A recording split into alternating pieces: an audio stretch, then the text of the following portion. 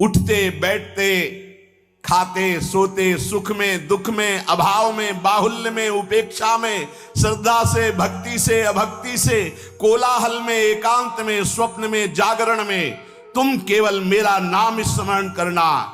मैं सत्य हूं और मैं सत्य प्रतिज्ञा करता हूं कि तेरा सारा का सारा भार मैं अपने ऊपर ले लूंगा।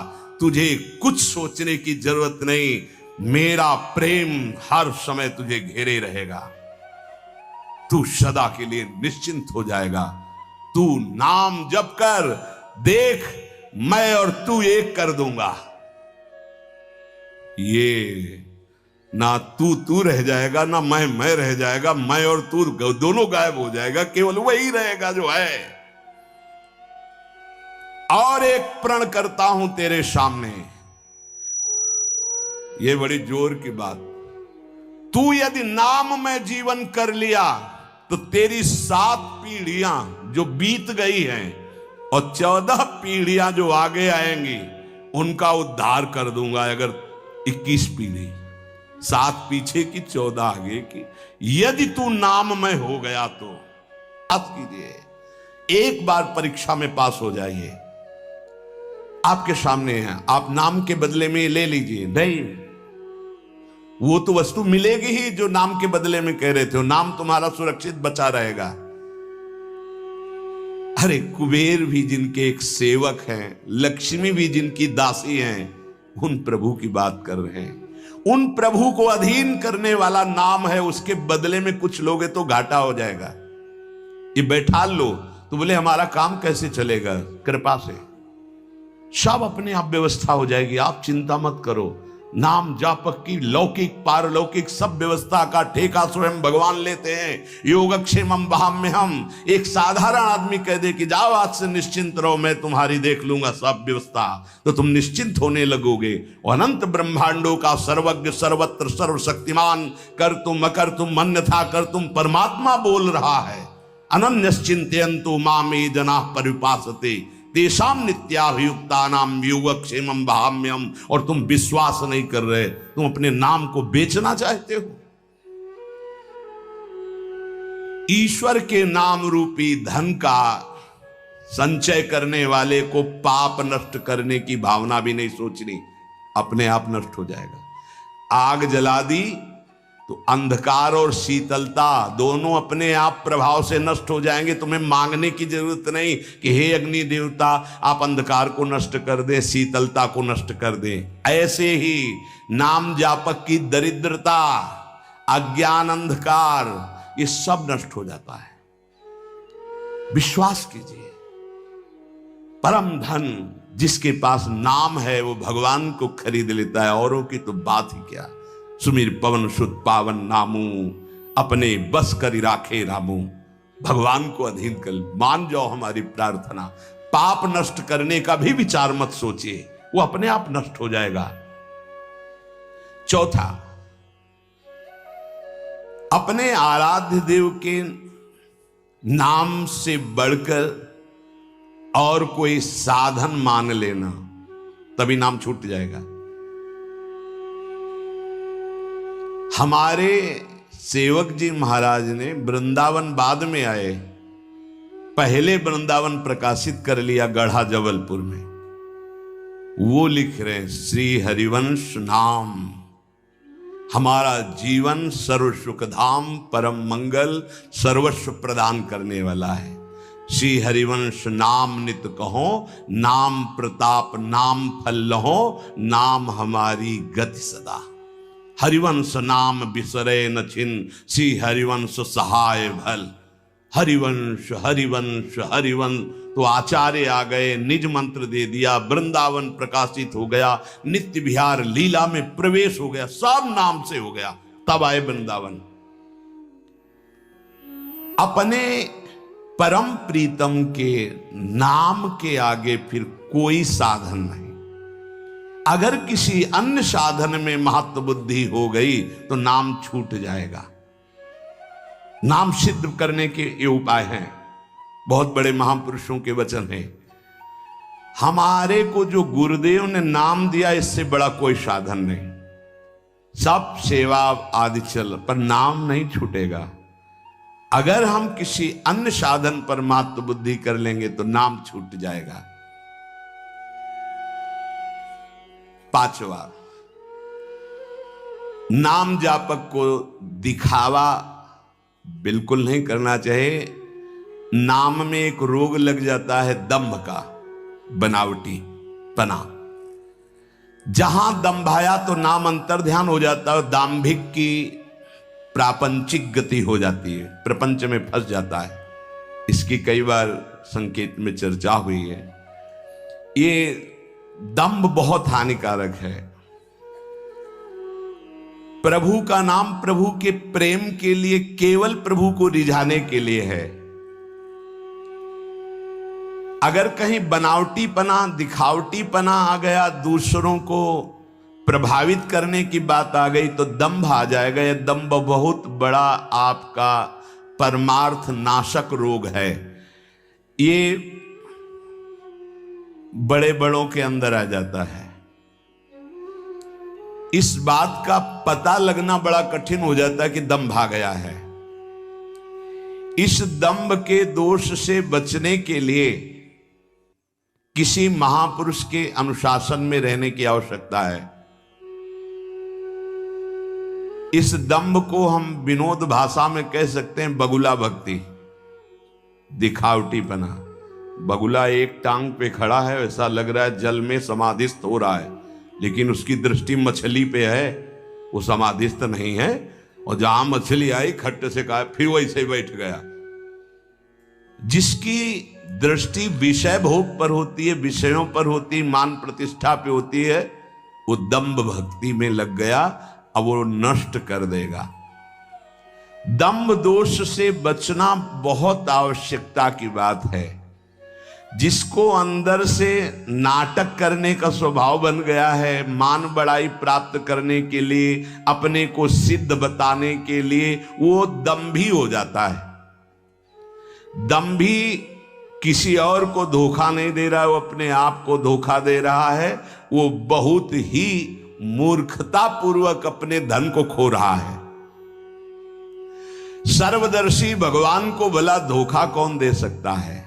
हम कह सकते हैं कि वो धूर्त जो दंभ और पाखंड कर रहा है, वो अपनी वासनाओं की पूर्ति के लिए सिद्ध बनना चाहता है, वो बहुत बुरी तरह भ्रष्ट हो जाता है। देखो, ये बातें महापुरुष जन, गुरुजन बोल रहे हैं, बहुत सावधानी से हृदय में धारण करना है। जो दंभी होता है वो पाप करने से संकोच नहीं करता, उसका पाप चिरमित्र बन जाता है।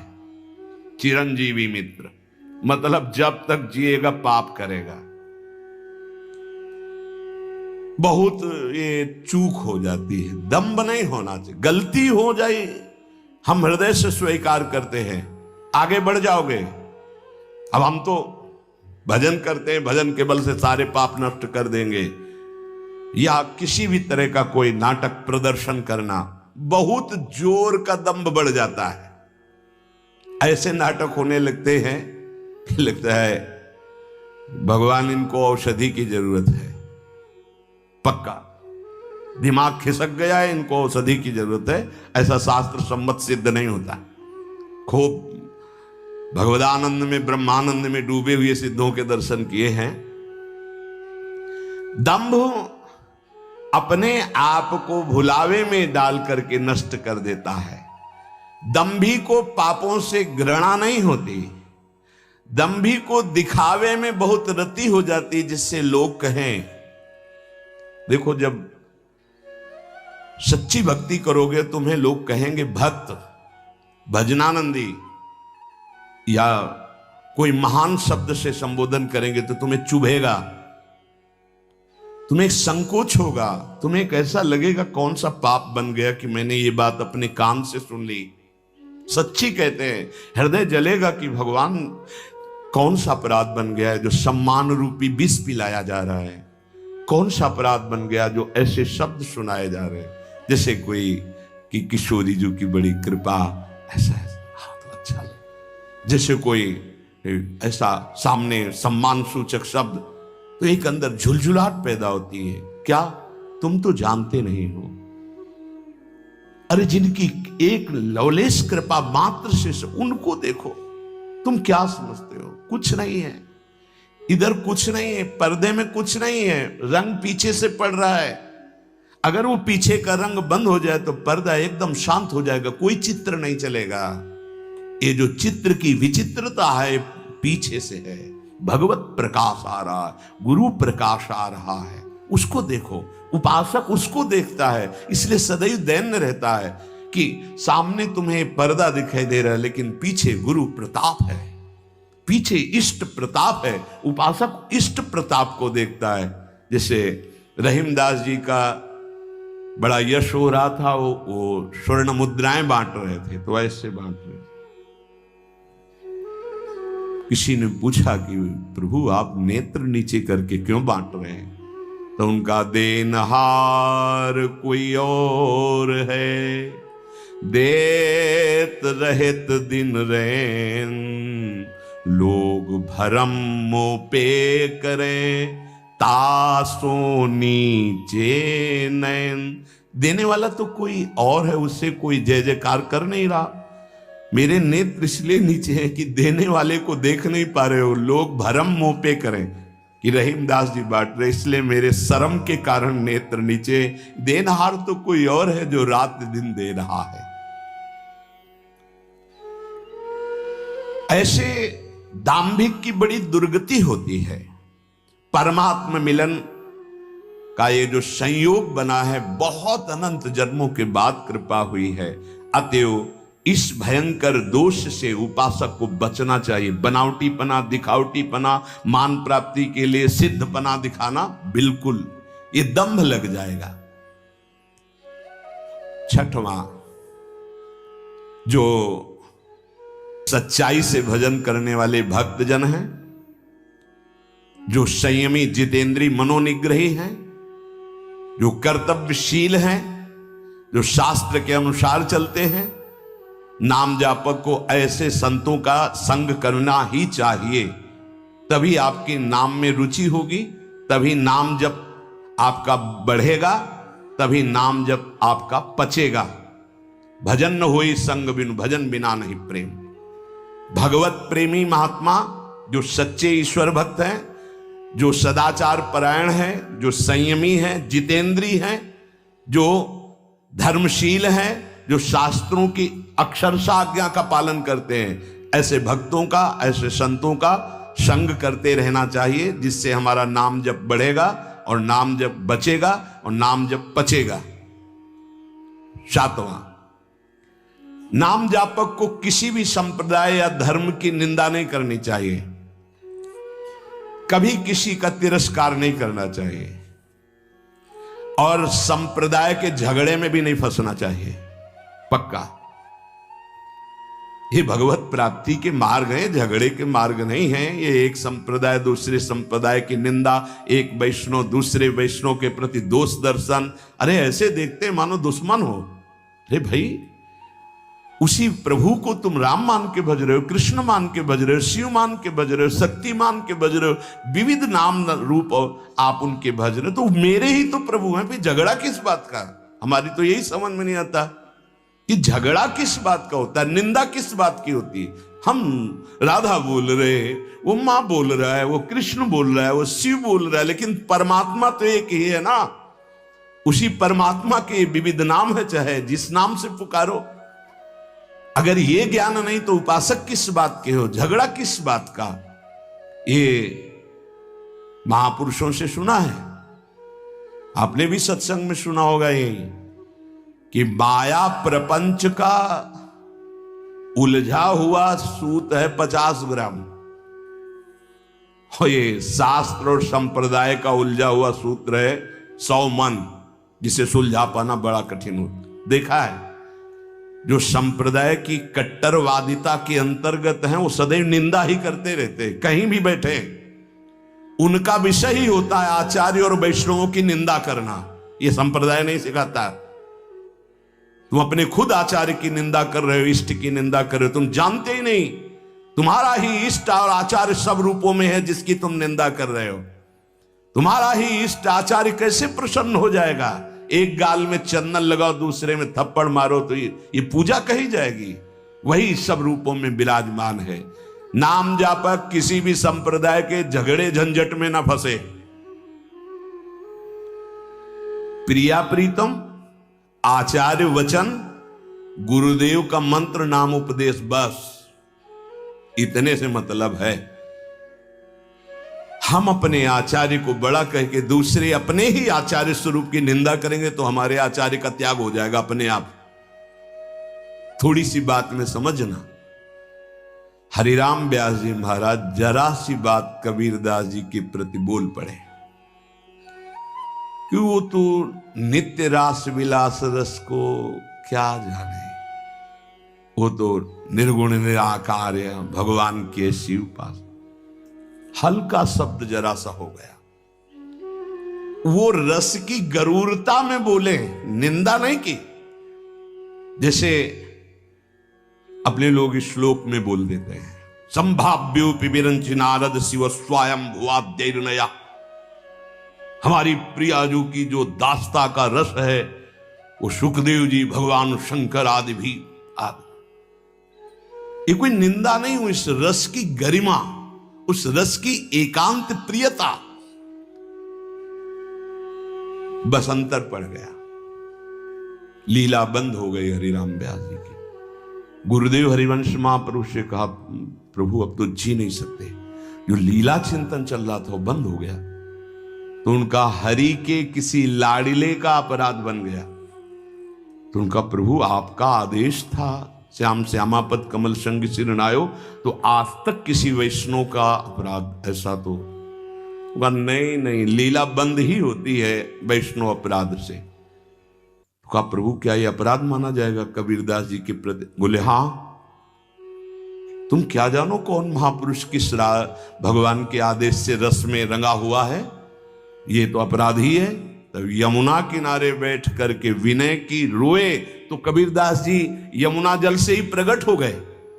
और फिर उन्होंने बताया कि जैसे एक पंगत में कोई कचौड़ी चला रहा है, कोई गुलाब जामुन चला रहा है, तो ऐसा नहीं कि गुलाब जामुन चलाने वाले को केवल गुलाब जामुन मिलेगा, कचौड़ी चलाने वाले को कचौड़ी। वो जब बैठेगा पंगत में तो सब कुछ पाने को मिलेगा। ऐसे ही अलग अलग भगवान ने संतों को सेवा दी। तुम निराकार की उपासना स्थापित करो, तुम साकार की, तुम ये तुम, लेकिन रसास्वादन सबको बराबर होगा। जैसे पंगत में बैठने वाले को सब्जी, खीर, कचौड़ी, गुलाब जामुन सब मिलेगा, रसास्वादन उसी परमात्मा का होगा। अलग अलग उसको बांट रहे हैं, तब वो बात समझ में आई। तो इसीलिए यहां कह रहे हैं, नाम सिद्ध करने वाले उपासक को चाहिए कि दूसरे किसी भी धर्म की, नाम की, संप्रदाय की निंदा ना होने पावे, तिरस्कार ना होने। वैसे सच्ची कहते हैं, नाम जापक कैसा हृदय होता ही नहीं। सामने कोई भी संत भगवान आए तो लगता है इनका चरणोदक उतार के अगर पीने को मिल जाए, क्या दुलार करूं जिससे प्रसन्न हो जाए। भगवान के दास हैं, भगवान के भक्त है, तो हृदय नाचने लगता है अंदर ही अंदर। क्या करूं, तो बाद में इतना ही आता है कि हम आपके ऋणी हैं। बस आप आए, आप दर्शन दिए, आप संभाषण किए, आप हमको खरीद लिए, हम आपके बिके हुए दास हैं, हम ऋणी हैं। क्योंकि जो प्रभु मोई अनुग्रह की ना, तो तुम आई दरसठ दीना। कैसे तुम्हें बताए, कभी ये थोड़ी लगता है कि ये कोई और है, नहीं नहीं, वो किसी भी संप्रदाय के, ऐसा लगता है इनको छाती से लगा ले, इनका चरणोदक पी ले, क्या हमारे पास हो जो इनको दे दे, जिससे ये प्रसन्न हो जाए, ये सुखी हो जाए। ऐसा हृदय कहता है। क्यों कहता है? क्योंकि मेरे स्वामी का ही सब कुछ स्वरूप है, मेरे स्वामी की ही आराधना, मेरे स्वामी से अलग कोई है नहीं।